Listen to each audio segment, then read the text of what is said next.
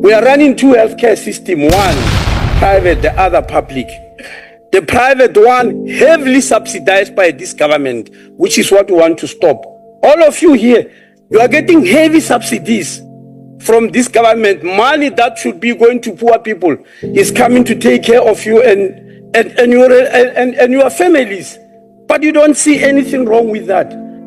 51% of healthcare expenditure in this country goes to private health to support 14% of the population. And the remaining 86% must be supported by the remaining 49. And you are asking me, let me tell you what we have done with this money, which is so little. Which is so little, by the way. It has delivered 1,060,000 babies every year versus 140,000 babies that are delivered with this huge money in the private sector. That's a fact. It is treating 94% of HIV positive people versus 6% treated by the private sector. It's treating 100% of TB versus 0% of private sector. It is paying for 98% of all childhood vaccines versus 2% only. And you say that's not value for money. It has reduced maternal mortality from 240 per 100,000 births to 109 in a short space of time. It has reduced children born HIV positive from 70,000 in 2004 to only 634 in March this year. And you tell me this is not value for money because of PMTCT. The extreme overcrowding in our public health facilities is caused by rapid population growth and rapid urbanization. Please remember that the public health system is utilized by 86% of South Africa's population, and none of them are in this house today, except myself. You throw in a mix of our neighboring countries. And honorable members, if we do nothing about this situation, I can assure you the scenes you see on TV of pregnant women sleeping on floors and on chairs will be the order of the day, unfortunately. We have got clear evidence of this in Doranginza Hospital, which is always on TV for wrong reasons. Even the public protector went there on their own and agreed with us and said that problem, which people believe is just a problem of management, is a problem of overcrowding. And even the public protector instructed we need to build new district hospitals in that area. We need to urgently add many more if we are to make impact. So we are planning a new hospital in Diepsloot District Hospital, new hospital in El Dorado Park, new hospital in Soshanguve, new hospital in Dobsonville or Meadowlands, and a hospital in what is called the Holomisa settlement. The reason that we are doing so, honorable members, is that if we don't do so, we are going to end in the situation which ESCOM found itself in today, when they were told some years back to build more power stations and they were nowhere put out. Our hospital infrastructure is leading to that.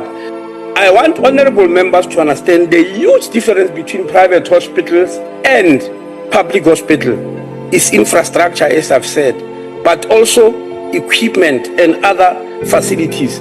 I need to remind you, we are facing a national health governance crisis driven by corruption, denialism, and collapsing accountability. Not only because of lack of infrastructure. 8.5 million South Africans live with HIV. This is approximately 12.8% of our population. New infections have dropped from over 500,000 to 178,000 per year. Skip 6.2 million people are on treatment. Life expectancy has increased by 10 years. Mother-to-child transmission is now rare.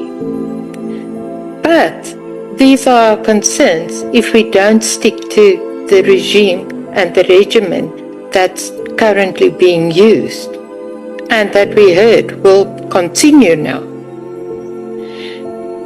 If the progress remains at risk, 220,000 people including 7,445 children, face treatment disruption.